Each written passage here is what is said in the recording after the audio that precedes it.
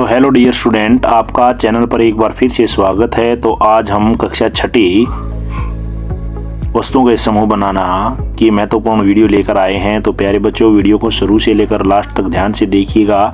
ये वीडियो आपके लिए काफ़ी इंपॉर्टेंट होने वाली है। तो चलो स्टार्ट करते हैं।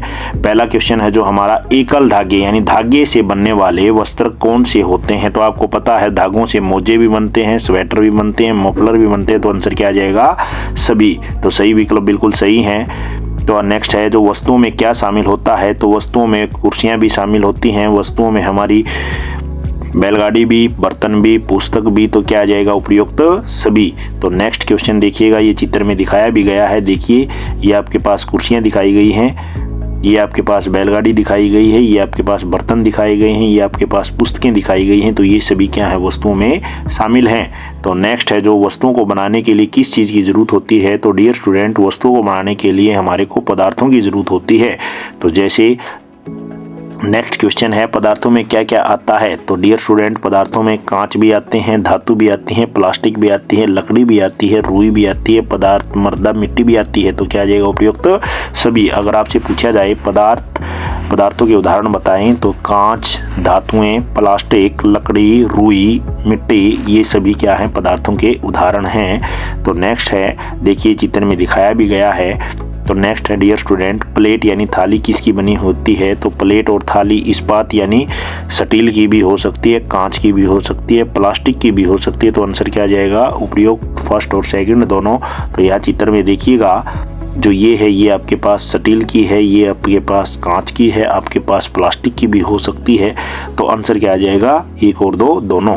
नेक्स्ट है जो पेन का हैंडल किस पदार्थ का बना होता है। तो पेन का जो हैंडल है वो किसका बना हुआ होता है।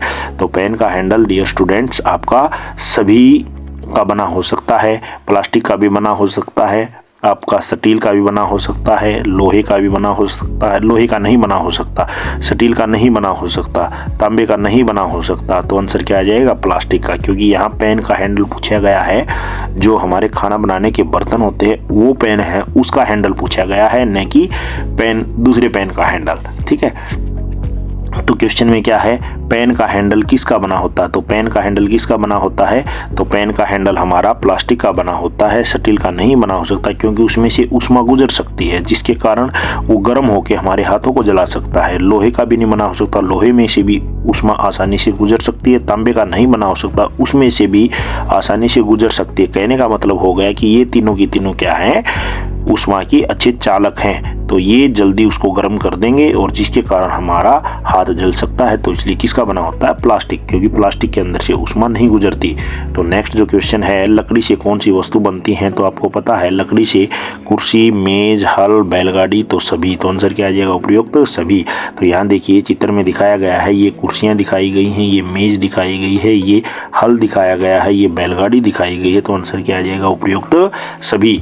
तो लकड़ी हमें कहाँ से मिलती है? आपको पता है लकड़ी आपको कहाँ से मिलती है? पेड़ों से मिलती है। तो लकड़ियाँ देखिए चित्र में दिखाया भी गया है। तो ये जितने भी पेड़ पौधे हैं इन सभी से क्या मिलती है? हमारे को लकड़ियाँ मिलती हैं। तो नेक्स्ट जो क्वेश्चन है, एक पदार्थ के क्या गुण होते हैं। तो पदार्थ में क्या होते हैं? दिखावट, कठोरता, पारदर्शिता, उपयुक्त सभी। तो बिल्कुल सही है। तो क्या आ जाएगा? उपयुक्त सभी। तो नेक्स्ट है, धातुएं कौन सी होती हैं। तो धातुएं कौन सी होती हैं जिनमें चमक होती है, जो ध्वनि उत्पन्न करती हैं जब दूसरी धातुओं के साथ या दूसरी वस्तुओं के साथ टकराई जाती हैं। तो इनमें देखिए लोहा भी, तांबा भी, एल्युमिनियम भी, चांदी भी, सोना भी, ये सभी क्या हैं? धातुएं हैं। जैसे चित्र में दिखाई गई हैं, ये सभी धातुएं हैं। कठोर पदार्थ क्या होते हैं? जिनको दबाना मुश्किल होता है, जिनको आसानी से नहीं दबाया जा सकता, जिनको संपीड़ित नहीं किया जा सकता, वो सभी क्या कहलाए जाते हैं? कठोर पदार्थ कहलाए जाते हैं। जैसे यहाँ चित्र में हीरा दिखाया गया, कठोर पदार्थ है। पत्थर भी क्या है? कठोर पदार्थ है। नेक्स्ट जो है विलय। विलय का मतलब क्या है? जो आसानी से पानी में घुल सकता है, मिश्रित हो सकता है, वो क्या कहलाया जाता है? विलय पदार्थ। जैसे यहाँ चित्र में नमक दिखाया गया है या चीनी दिखाई गई है, ये विलय पदार्थ है। अविलय पदार्थ क्या होते हैं? जो पानी में नहीं घुल सकते, मिश्रित नहीं हो सकते। तो इसका भी आंसर क्या आ जाएगा? एक और दो दोनों आ जाएगा। जैसे चित्र में यहाँ क्या दिखाया गया है? तेल। तेल तो पानी के ऊपर तैरता है, नीचे पानी है, ऊपर तेल है। तो तेल क्या है?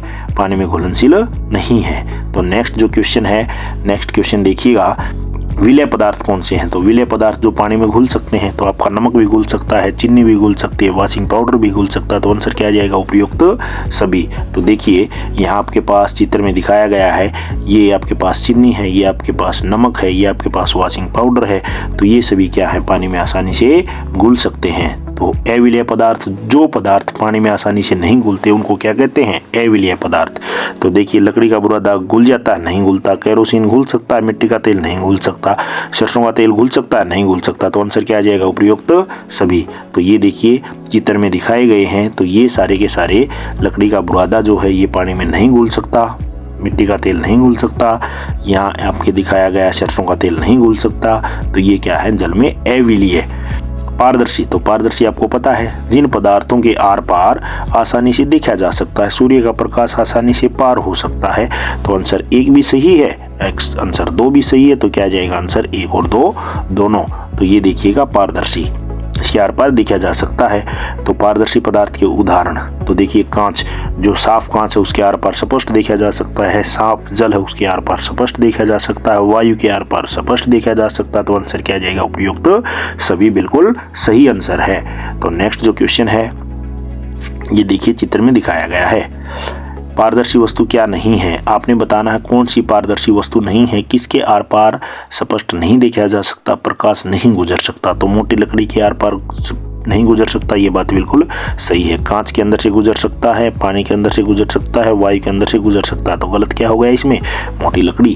तो नेक्स्ट क्या आ जाएगा? पारभासी। पारभासी क्या है? जिसके आर पार देख तो सकते हैं लेकिन स्पष्ट नहीं देख सकते, जिसके आर पार प्रकाश गुजर तो सकता है लेकिन स्पष्ट नहीं गुजर सकता।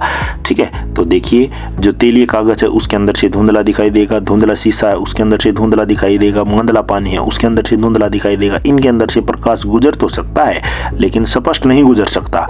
ठीक है, तो इसलिए ये सारी की सारी चीजें क्या है? हमारी पारभासी हैं। लेकिन हमारा क्वेश्चन ये है कौन सा नहीं है? तो कौन सा नहीं है? मोटी पुस्तक नहीं है। तो नेक्स्ट जो क्वेश्चन देखिएगा, तो ये क्या है? अपारदर्शी।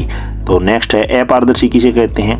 जिन पदार्थों में से सूर्य का प्रकाश आर पार, जिन पदार्थों में से सूर्य का प्रकाश आर पार नहीं जा सकता या जिनको देखा नहीं जा सकता वो अपारदर्शी होते हैं। जैसे आपको चित्र में चमड़ा दिखाया गया है, तो चमड़ा क्या है? एक अपारदर्शी है क्योंकि चमड़े के आर पार हम नहीं देख सकते। यहाँ देखिए चमड़े का थैला दिखाया गया होगा, तो इसके अंदर से आप नहीं देख सकते। तो ये क्या हो गया? अपारदर्शी का एक उदाहरण हो गया है। तो नेक्स्ट देखिएगा, अपारदर्शी पदार्थ का उदाहरण आपने छाट कर लिखना है। तो साफ पानी आर पार देख सकते हैं, बिल्कुल सही है। तो ये अपारदर्शी नहीं है, तो ये पारदर्शी हो गया। प्लास्टिक की पतली शीट उसके आर पार देखा जा सकता, स्पष्ट नहीं देखा जा सकता, तो उसको आप पारभासी बोल सकते, तो ये भी गलत है। लकड़ी का दरवाजा, कांच का बर्तन उसके आर पार देख सकते हैं, तो ये भी पारदर्शी गलत है। तो क्या बच गया? लकड़ी का दरवाजा, तो उसके आप आर पार नहीं देख सकते। देखिए यहाँ चित्र में दिखाया भी गया है, तो इसके आर पार नहीं देखा जा सकता। तो ये क्या है? लकड़ी का दरवाजा अपारदर्शी हो गया। तो नेक्स्ट है जो अपारदर्शी पदार्थ कौन से होते हैं, तो इनमें से देखना है। तो लकड़ी के अंदर से आप, तो यहाँ अपारदर्शी बताना है आपने। तो अपारदर्शी लकड़ी के अंदर नहीं देख सकते, ये भी अपारदर्शी है, गत्ता भी अपारदर्शी है, लोहा भी अपारदर्शी है। तो आंसर क्या जाएगा? उपयुक्त सभी। तो नेक्स्ट जो क्वेश्चन देखिएगा, ये देखिए ये चित्र में दिखाया गया है, लकड़ी भी है, गत्ता भी है, लोहा भी है। तो नेक्स्ट जो है हमारा पारभासी किसे कहते हैं? तो पारभासी क्या होता है? जिनके आर पार देखा तो जा सकता लेकिन स्पष्ट नहीं देखा जा सकता, वो क्या होता है? पारभासी होता है। तो पारभासी के उदाहरण देखिएगा, जैसे पारभासी के उदाहरण है पॉलीथीन, बिल्कुल सही है। पॉलीथीन के आर पार देख तो सकते हैं लेकिन स्पष्ट नहीं देख सकते। तेल से लगा हुआ कागज भी बिल्कुल सही है। तो आंसर क्या जाएगा? 1 और 2 दोनों। तो नेक्स्ट जो है पारभासी, देखिए यहाँ चित्र में दिखाया गया है, पॉलीथीन भी है और तेल लगा हुआ कागज भी है। तो नेक्स्ट है मक्खन का पेपर। तो मक्खन का पेपर क्या है? उसके में से धुंधला दिखाई देता है, तो जिसमें से धुंधला दिखाई देता है उसको बोलते हैं हम पारभासी। स्पष्ट दिखाई नहीं दे सकता, दिखाई तो देता है।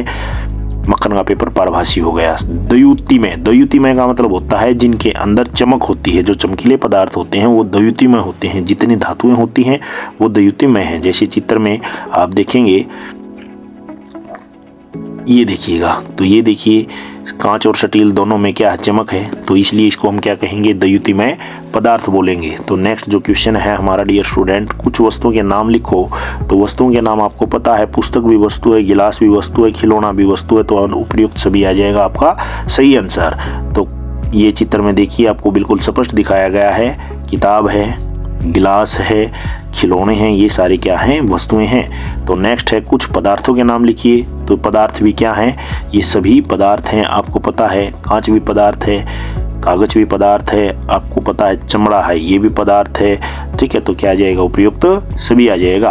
तो नेक्स्ट है कोमल पदार्थ कौन से होते हैं। तो कोमल पदार्थ होते हैं जिसको हाथों से आसानी से खोरचा जा सकता है, संपीड़ित किया जा सकता है। तो आंसर क्या आ जाएगा डियर स्टूडेंट्स, आंसर आ जाएगा हमारा 1 और 2 दोनों। तो देखिए चित्र में आपको स्पष्ट दिखाया गया है, मोम क्या है, मोम एक कोमल पदार्थ है।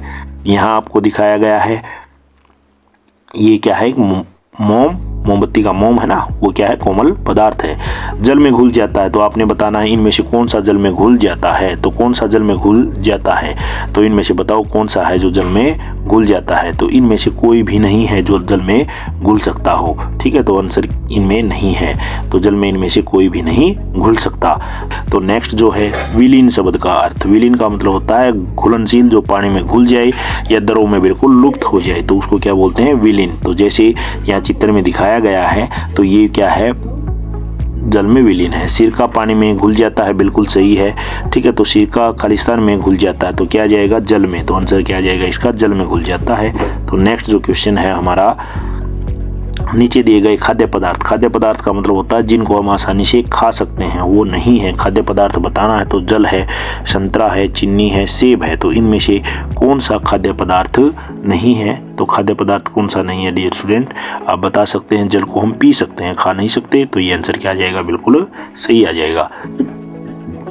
तो डियर स्टूडेंट, इसी उम्मीद और आशा के साथ आज की वीडियो हम यहीं ख़त्म करते हैं कि आपको वीडियो सही तरीके से समझ में आ गई होगी, आपने सही तरीके से वीडियो को शुरू से अंत तक देख लिया होगा। और नेक्स्ट वीडियो आने से पहले एक बार फिर इस वीडियो को ध्यान से दोबारा रिपीट कर लीजिएगा, ताकि नेक्स्ट वीडियो में आपको किसी तरह की कोई प्रॉब्लम ना आए।